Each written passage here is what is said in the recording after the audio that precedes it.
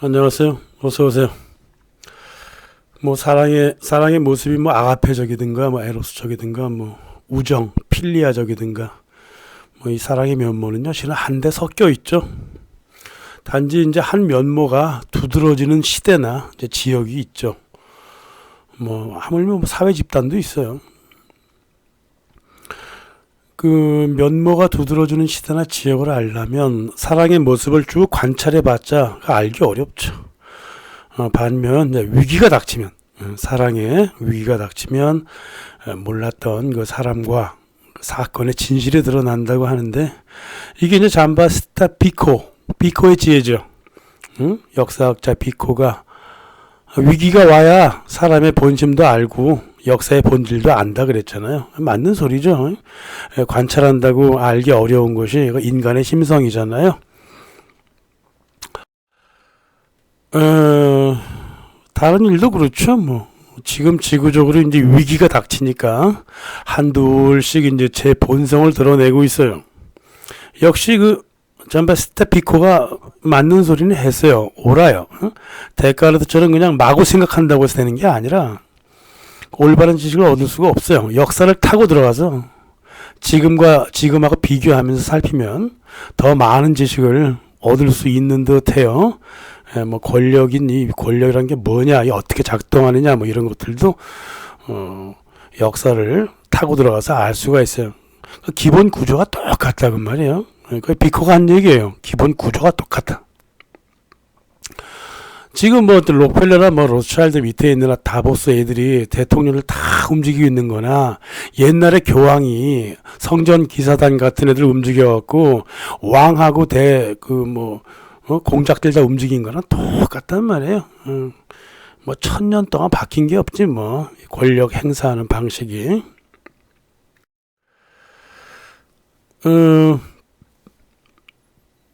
오늘은 책 한 권 소개해 드릴까요? 그 뉴 사이언스라고 있습니다. 새로운 학문이라고 번역돼 갖고 대우고전청소에서 나와 있네요. 비코의 책이죠. 역사하고 인간 심성을 같이 탐구해서 역사의 본질만 찾아내는 그 방법이에요. 한국 사람들 번역 잘하잖아요. 헌책방에서 구할 수 있을 것 같은데 모르겠습니다. 뭐 한번 잠깐 조금만 읽어볼까요?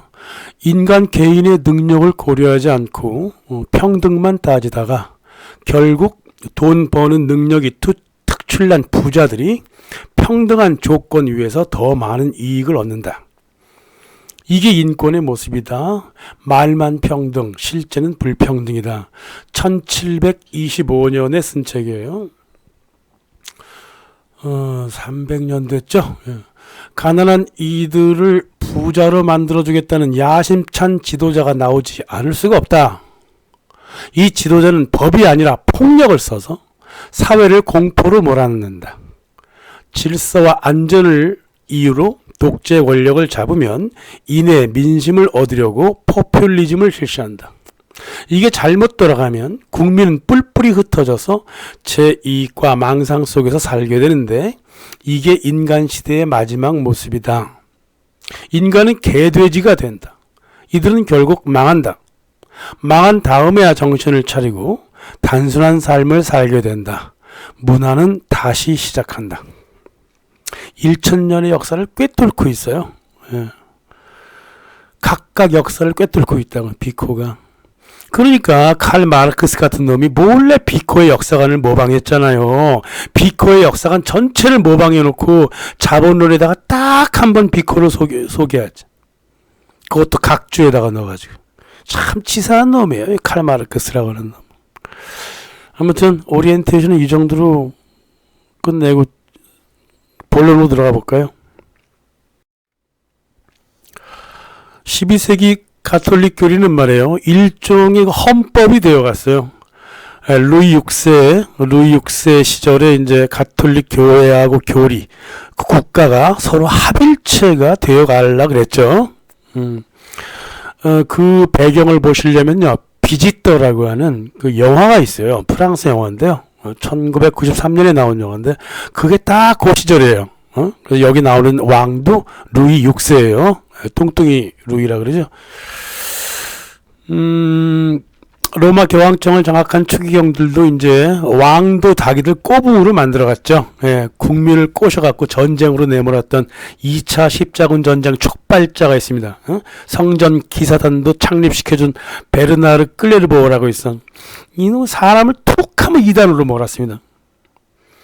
우리가 말이에요, 이미 국가 파시즘을 경험했잖아요. 그리고 지금 기업 파시즘을 좀 경험하고 있죠. 그러니까 종교 파시즘도 있어요. 이 12세기에 성립했다고 볼 수가 있습니다. 그러니까 국가, 기업, 종교 파시즘은 기본이 같아요. 종교 파시스트는요, 국가를 교황청이나 가톨릭 교회의 전위부대로 만들고자 했죠. 국가를 월가의 전위부대로 만든 지금 미국과 똑같잖아요. 툭 하면 사람을 이단이라고 고발이나 하려고 그러고, 구글, 유튜브 뭐 착한 척 바른 척하는 이 검열 짓거리도 옛날에 했던 짓과 똑같은 거예요. 그러니까 기본 구조가 똑같다는 거예요. 이제 12세기에는 말이에요, 이 교황청이 유럽 전체 국가들한테 종교세를 부과하려고 그랬어요. 지금 탄소세를 부과하려는 다보스하고 유엔하고 옛날 교황청이 똑같지. 오죽하면 왕한테도 금욕을 강조했어요. 교황청이 당시에. 지금 대통령한테 마구마구 명령하는 다보스가 명령한 거랑 똑같잖아요. 그죠? 그대로 끌려가요. 옛날에 왕도 교황에 의해서 그렇게 끌려갔어요. 사랑 얘기 언제 하냐고요? 이제 곧 합니다. 아직 오리엔테이션이 안 끝났나?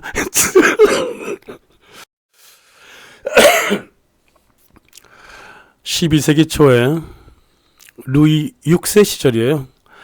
아벨라르와 엘로이즈라고 하는 두 남녀의 러브 스토리가 프랑스 전역을 들썩였습니다. 중세의 유일한 실화예요. 실화 러브 스토리죠. 그 1100년대 양피지로 쓰여진 그 두 남녀의 그 편지가 수십 개나 카피가 돼갖고 전 유럽으로 퍼져나갔고, 그러니까 유럽 최초의 궁정 연애 소설 장미의 이야기라고 있어요. 뭐 영문과나 불문과 다니는 사람들은 다 알아요. 장미의 얘기라고, 장두맹이라고 하는 사람이 이제 궁정 소설을 이 두 남녀의 를 모방해가지고 써낸 궁정 연애 소설이고요. 14세기에 이제 페트라르카가 아벨라르하고 엘로이즈 둘이서 주고받은 편지를 직접 찾아가고 복구했다고도 하고, 하여간 중세 사랑 이야기가 중세에 유명했기 때문에 더욱더 그 신뢰가 가죠. 신뢰는 뭐 없어요. 이건 실화예요, 실화. 현재 7개의 편지가 파리 국립도서관에 남아 있습니다. 유명하죠, 그죠? 아벨라르는 말이죠, 파리 대성당 철학과 수사학 교수였습니다. 유럽의 스타였어요. 워낙 강의를 잘해갖고 1108년부터 젠느비에브 수도원하고 현재 파리 노트르담 성당이 있었던 곳에 그 자리에서 학생들을 가르쳤습니다. 당대 아리스토텔레스라고 불렸죠. 실은 뭐 토마스 아퀴나스도 실은 이 증손자벌 제자예요. 그 변증론을 이 사람이 처음으로 들여와서 토마스 아퀴나스가 변증론을 아벨라르한테 배운다고요. 아니, 책을 통해서요. 당대 석학이던 아벨라르가 자기의 그 지적 철학보다 사랑 이야기로 세상에 알려졌다는 게 참 재밌죠, 그죠? 파리에 가시면요, 나중에 파리에 가시면 빵떼옹이라고 있어요. 지하철역 룩셈부르크에 내려갔고 그 빵땡에 올라가시고 나서 빵땡의 뒤로 왼쪽으로 해서 돌아가시면 젠느비에브 수도원이 있습니다. 그게 1000년 전에 만들어진 거예요. 거기에 아벨라르의 연구실하고 강의실이 있었습니다.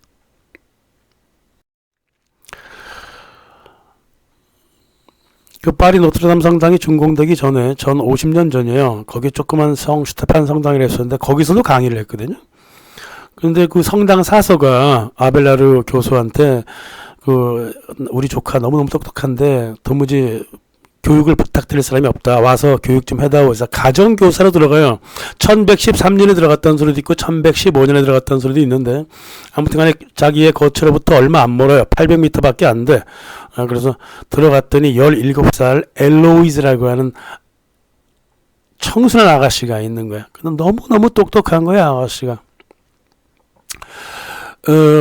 그 엘로이즈가 살던 집도 아직도 저기 기념 판막이가 박혀 있어요. 그 파리에. 예.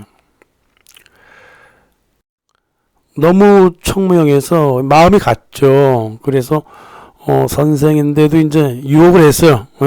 둘이 서로 사랑했고 아기까지 임신을 했어요. 너는 학생이고 나는 선생이야. 뭐 그런 게 없었어요. 당시에는 자연스러운 열정의 시간이었죠. 뭐. 그런 걸 자꾸 따지려는 게 그 이데올로기라고, 종교적 이데올로기.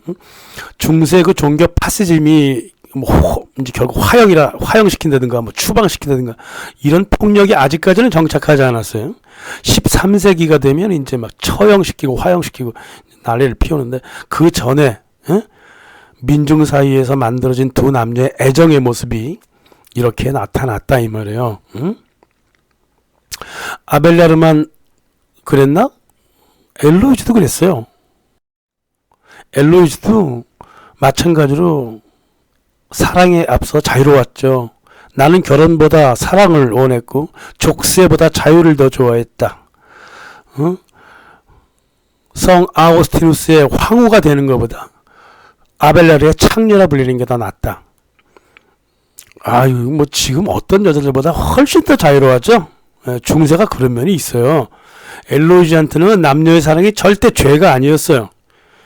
이 꼰대들이 이제 이걸 죄로 만들어 왔던 것 뿐이죠. 특히 이제 아우구스틴 이후로 아주 성행위 같은 걸 굉장히 죄악으로 보려고 그랬잖아요.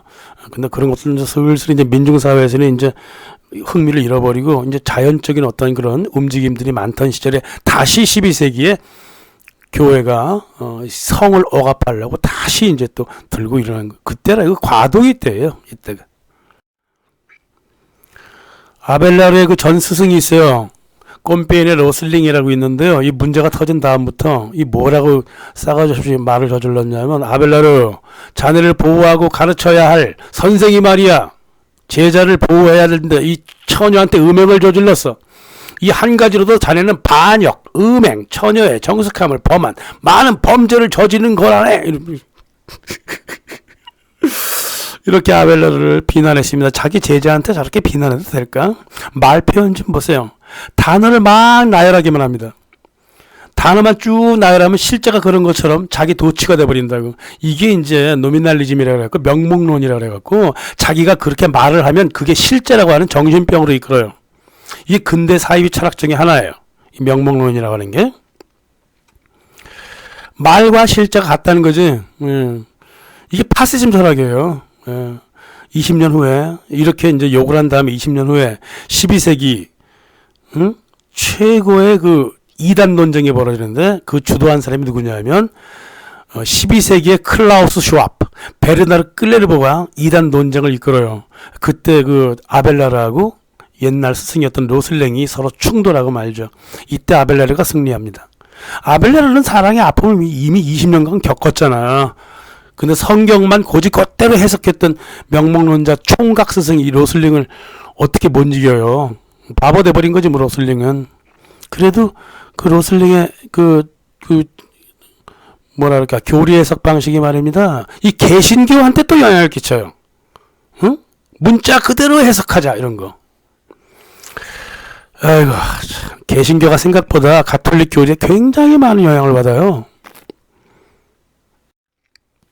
그러니까 일이 터져버리니까요. 아벨라르는 파리에서 그 엘로이즈를 탈출시키죠. 400km 떨어진 자기 고향 그 낭뜨 쪽에 낭뜨라고 있습니다. 프랑스에.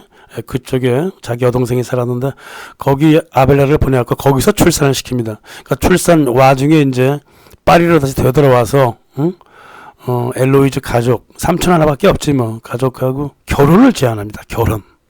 책임을 져야 되잖아요.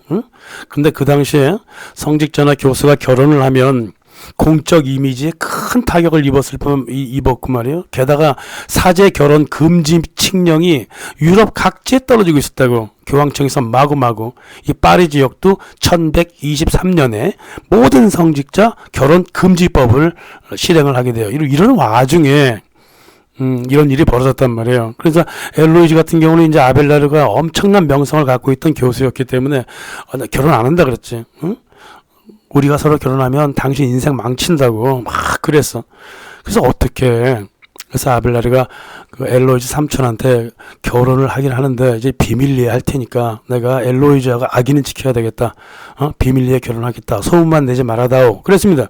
삼촌이 좋다 그랬어. 둘이 비밀리에 결혼을 했죠. 여기까진 괜찮아. 근데 소문이 퍼져나가기 시작했단 말이에요. 게다가 삼촌이 더 난리야. 삼촌이 뭐 때문에 그렇게 엘로이즈를 뭐 지키겠다고 그렇게 아벨라를 싫어했는지는 모르겠는데 아무튼 가문의 명예를 지킨다고 이 두 사람은 결혼했다가 막 공개적으로 떠들고 다녔다고. 그러니까 엘로이즈도 뭐 그랬고 아벨라르도 그랬고 이거 우리 결혼한 거 아니다라고 자꾸 부인을 했지만은 두 사람의 명성이 좀 하도 높았고 파리에서 거짓말을 더 할 수가 없었죠. 그래서 아벨라르가 그 파리에서 멀지 않은 아르장토이라고 있어. 거기 스원에 잠깐 보내서 당신 좀 쉬어라. 이렇게 했습니다. 그 사이에 전 프랑스가 들썩이고 있었다고. 이 두 남녀의 그 결혼 이야기 뭐 이런 것 때문에 진짜야 가짜야 막 이러면서 아벨라르의 학생들도 수업 시간에 막 물어보기도 하고 말이야. 뭐 교과서에 댓글도 달고 막 그래. 결국 이 결혼을 부인한다는 게 이제 이 가문의 명예를 훼손한다고 생각을 했던 이제 엘로이즈 삼촌이 화를 계속 내긴 내고 있었지. 그리고 도무지 이제 못 견디겠으니까 아벨라르가 엘로이즈를 스톤에 이제 보냈잖아요. 근데 이 엘로이즈 삼촌이 착각을 했어. 아벨라르가 엘로이즈를 수녀원에 그냥 버려버린 거로. 그렇게 착각을 했단 말이야. 그래서 그 부하를 보내갖고 자고 있는 아벨라를 붙잡아갖고 거세를 했어요. 거세를. 삼촌이 말이야 조카일의 선을 크게 넘어버린 거지. 물론 아기 때부터 엘로이즈를 키웠기 때문에 이해가 안 가는 건 아닌데 중세인한테는 이런 광기가 있긴 했어요. 생각 없이 일을 저지르는 게 좀 있다고. 현대에도 마찬가지야. 생각 없이 그냥 확 일 저지르는 인간들이 있잖아요. 어떻게 그래도 자기 조카의 남편인데 어떻게 고추를 따버리나 그게. 당시 고자는 말이에요 교수급 성직자가 될 수 없었어요. 세교육을 그렇게 감시하고 그랬던 그 교회가 정작 성기능이 없으면 훨씬 더 낫잖아. 근데 교수직까지 올라가지 못하게 만드는 거야. 모든 일이 다 망쳐진 거죠. 그죠? 아벨라는 이미 거세가 되어버렸고 엘로이즈 삼촌은 이 폭행 교사죄로 판결받아갖고 성당에서 해임됐다고. 그리고 엘로이즈는 아르장토이에서 계속 묶여 있었고. 이게 어떻게 된 일이야 이게. 3년 동안 이 폭풍이 지나갔습니다. 그래서 아벨라르 같은 경우는 나의 행위는 욕정이한 행위였다고 스스로 반성을 했습니다. 그래서 거세를 순수하게 받아들였죠. 공개적으로 교수직은 하지 못하더라도 수도사로는 살 수 있다. 그래서 성드니 스톤으로 들어가죠. 그러면서 엘로이즈를 찾아와서 자기를 잊고 수녀의 삶을 당신도 살아라. 그랬습니다. 그래서 나 대신 주님을 찾으면 행복할 것이다. 이러면서 떠나갔습니다. 아벨라르는. 그리고 16년 가까이 받은 수업료를 모두 모아서 엘로이즈한테 보냈죠. 그렇게 서로 보지 못한 지 한 7, 8년인가 지나서 1125년 파리 근처 파라클레트 수녀로 들어갔어요. 엘로이즈가. 거기서 수녀 원장이 됐습니다. 이렇게 아벨라르한테 편지를 보냅니다. 진정한 행복이라면 목적 없이 사랑하고 서로의 장점에 만족하는 결합이 있다고 봅니다. 당신이 나를 버렸으니 나는 천국과 결혼한 것을 영광으로 여깁니다. 우리가 서로 가졌던 열정의 대상만 바꾸면 되니까요. 그래도 아벨라르, 은총의 순간이 올 때까지 나를 생각해 주세요. 나를 잊지 마세요. 변치 않는 나의 마음을 기억해 주세요. 당신을 여전히 사랑하지만 당신을 사랑하지 않으려고 애쓴다는 점을 알아주세요. 무슨 말이냐고요? 두려워서 그래요. 신에 대한 내 마음이 변할까봐 그렇습니다. 편지가 온통 눈물로 젖네요. 당신이 그리 원하신다면 작별을 고합니다. 라는 편지를 써요. 여기에 이제 응답을 하죠. 아벨라르는 이렇게 응답합니다. 당신은 신에게 헌신하는 척하면서 나한테 돌아오라고 간청하고 있지 않소. 엘로이즈를 잇는 것이 하늘이 아벨라르에게 요구하는 것이오. 그리고 3인칭을 써요. 우리가 저지른 악을 바로잡읍시다. 아직도 당신을 열정에 사로잡혀 있는데 당신 자신의 불행으로부터 당신의 약한 자매들을 구하는 법을 배우시오. 아가페적인 사랑으로 옮겨가라 그 말이죠.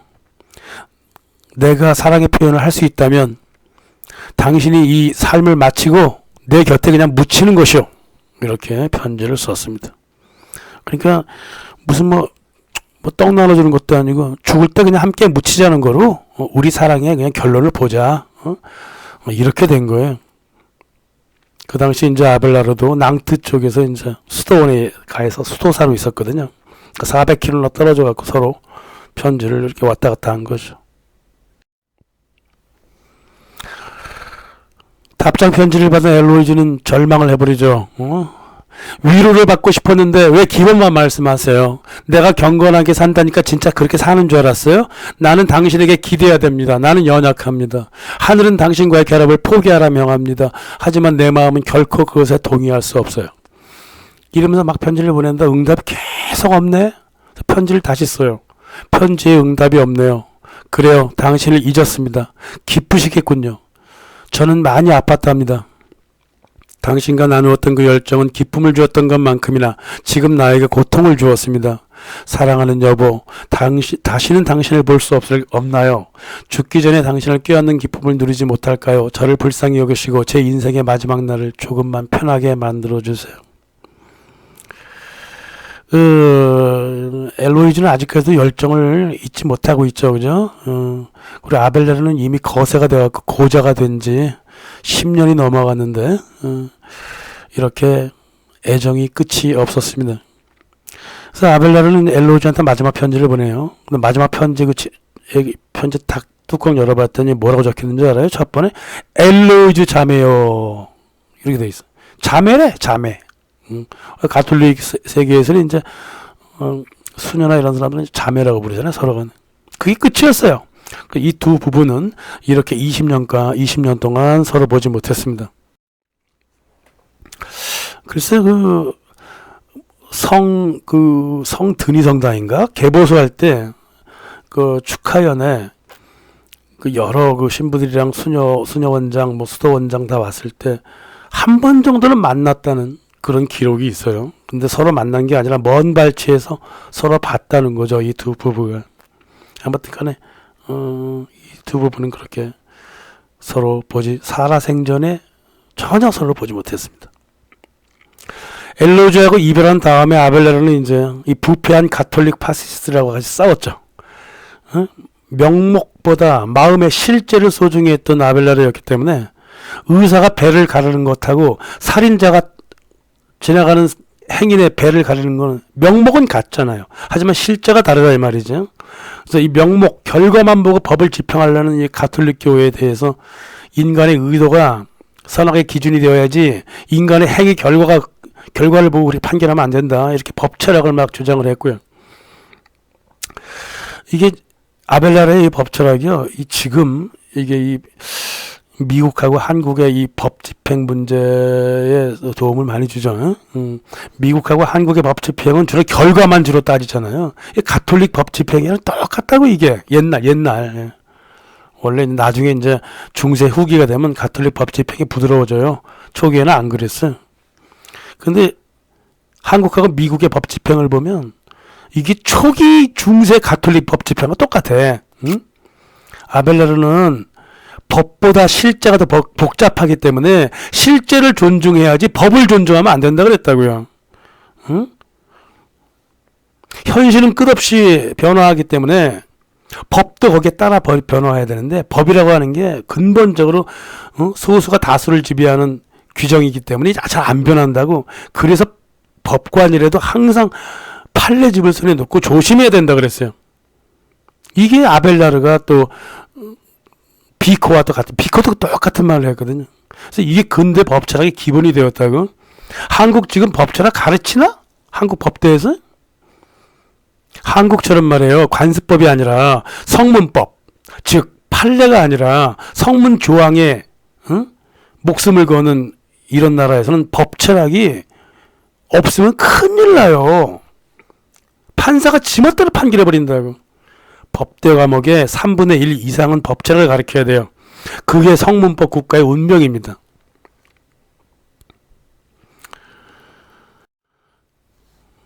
또 아벨라르는 인간의 행위, 의지, 욕망, 기쁨, 그건 다 죄가 아니다. 그걸 일부러 없애려고 그러지 마라 그랬습니다. 가톨릭의 정면에 대항하잖아요. 마음속에 품은 음욕도 죄가 아니다 이 말이야. 그걸 행할 때 비로소 죄가 된다. 이게 근대법이잖아요. 양심의 자유. 양심의 자유잖아요 이게. 이 마음속에서 누군가 죽이려고 그랬으면 그건 죄가 아니란 말이야. 실제로 죽였을 때 죄가 된다 이 말이야.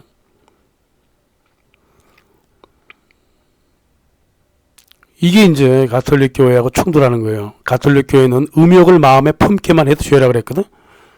근데 품었는지 안 품었는지 어떻게 알아? 그러니까 때려잡는 거지, 마녀 재판하고 막. 그리고 또 아벨라르는 세속사회의 대다수 범죄가 자기가 의도해서라기보다 몰라서 저지르는 게 굉장히 많다. 그래서 직접적인 처벌보다는 교육이 필요하다고 얘기를 했다고. 이 모든 휴머니즘이 말이야. 이 교회 파시스트에 의해서 이제 무너져 내렸죠. 베르나르 클레르보 다 무시해버렸다고요. 게다가 이제 나중에 개신교 나왔을 때 베르나르 클레르보의 이 무식한 반 휴머니즘이 청교도한테 또 먹혀 들어가요.